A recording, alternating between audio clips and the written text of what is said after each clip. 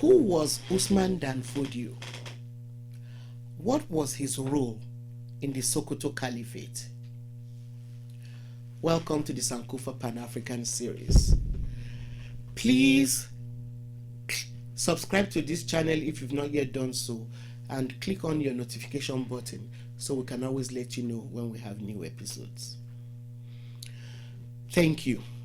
Now, the Sokoto Caliphate was another major power which evolved in sub-Saharan Africa.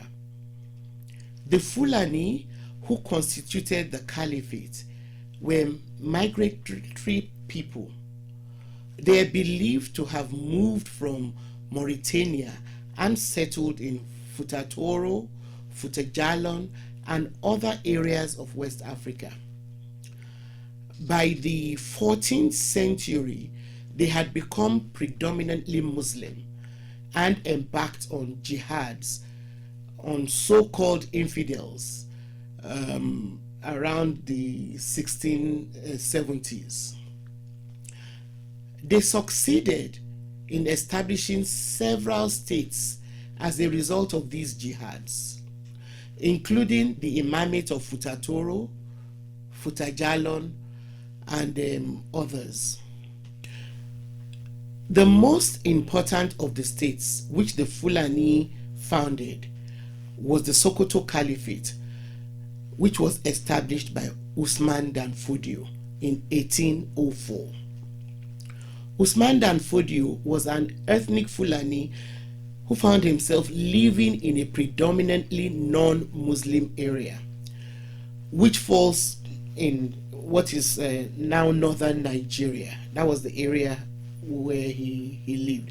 The area now falls in northern Nigeria. Though some people in the area were Muslims, others at the time practiced traditional beliefs.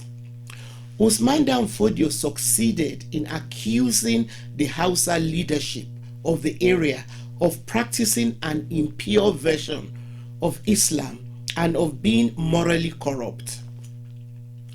He then launched a series of jihads among a population that was already restless because they were disconcerted with their leaders who were imposing high taxes on them. Now, the jihads were highly successful and quickly swept over northern areas of most of the landmass that falls under Nigeria, Republic of Benin, and Cameroon. Now, Sokoto was established as the capital of the Caliphate. Usman Dan Fodio was eventually succeeded by his son, Muhammad Bello. Now, the Sokoto Caliphate was one of the largest 19th century states in sub-Saharan Africa, and for most of the 19th century, it dominated most of the northern parts of not just of present-day Nigeria and the Western Africa, the northern areas. Now, the Caliphate reigned over the region and brought other states and peoples under its authority. The Caliphate emerged as a result of several unrest in Hausa land, and like I said, the people were already dissatisfied with their leaders who were taxing them heavily.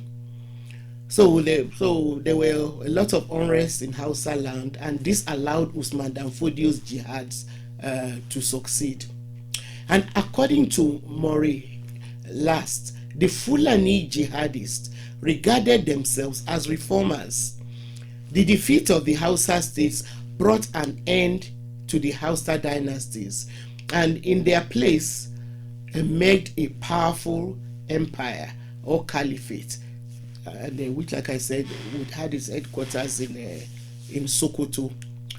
With the establishment of the Sokoto Caliphate, the already existing political system in Hausa land was fused into the Fulani-led administration. Now, the caliphate was divided into two provinces for administrative convenience. The western province had its headquarters at Gwandu, and the eastern province had its own headquarters at Sokoto. The caliphate was then subdivided into emirates led by emirs. The Sokoto Caliphate system was modeled to a large extent after the caliphate system in the Arabian Peninsula. So it was a theocracy in that it was guided by religion. At the head of the caliphate was the caliph, who was the Amir al-Muminin, which is Arabic meaning commander of the faithful. He had a duty as both the religious and political leader. His duty was to select emirs who took charge of the outlying states of the caliphate. In principle, the position of emir was not hereditary like the position of kings in previous empires. The emir was to be chosen for his personal piety towards Allah, and neither his office nor his person was supposed to be sacred. These emirates, like the new caliphate, were administered according to Muslim laws, the Sharia. At its peak, the Sokoto Caliphate flourished economically and was actively involved in trade. The Caliphate had significant trade across the trans-Saharan routes. Again, sadly, one of the major commodities that the Caliphate traded in was slaves. This was largely possible because of the combined attacks of Muslim states under the Caliphate on so-called infidel states under the assumption that because they were non-Muslims, they were infidels. As a result of these attacks, war captives were taken and turned into slaves. As such, it can be said that in much the same way that Christianity encouraged the transatlantic slave trades, Islam also greatly influenced the trading patterns of the trans-Saharan slave trade. Slavery remained a large part of the economy of the Caliphate, so much so that slaves were a major form of currency. Although some of the economy of the Caliphate was based on agriculture, such as agricultural farms, even these agricultural farms were largely sustained through slave labor. Apart from slave trade and agriculture, the economy of the Sokoto Caliphate also depended on taxes which were imposed according to Sharia law. The establishment of the Caliphate had tremendous impact not only on the northern areas of West Africa, especially northern Nigeria, but the entire geographic area that later became known as Nigeria. The Hausa states, which had existed before the Caliphate, which were now emirates, were for the first time brought under a single political organization. One interesting fact about the Caliphate was that religion played such a powerful role that it did not need to maintain a standing army.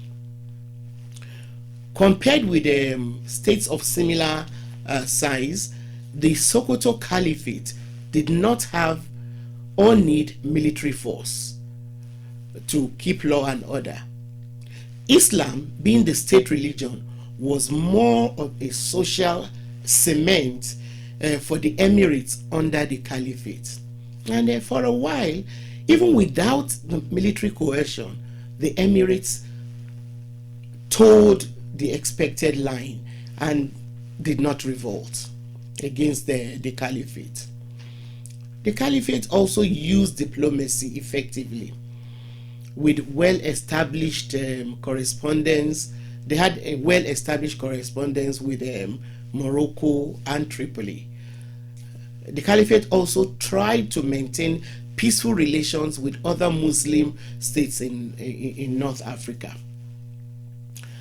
Like other major empires in pre-colonial Africa, in pre-colonial African society, Sokoto soon started facing a number of challenges which marked the prelude to its decline.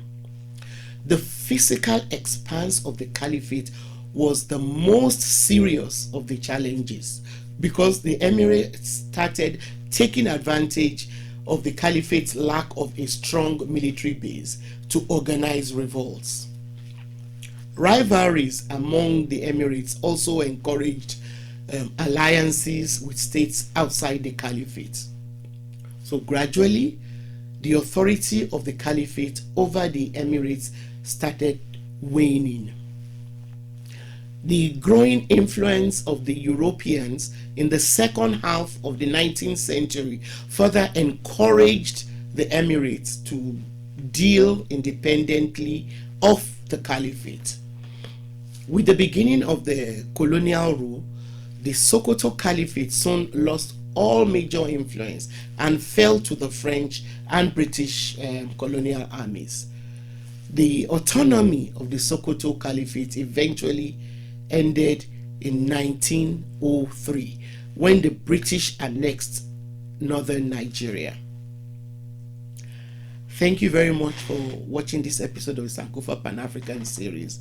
Please don't forget to send your comments and questions to our community page, and please share our videos. See you next time.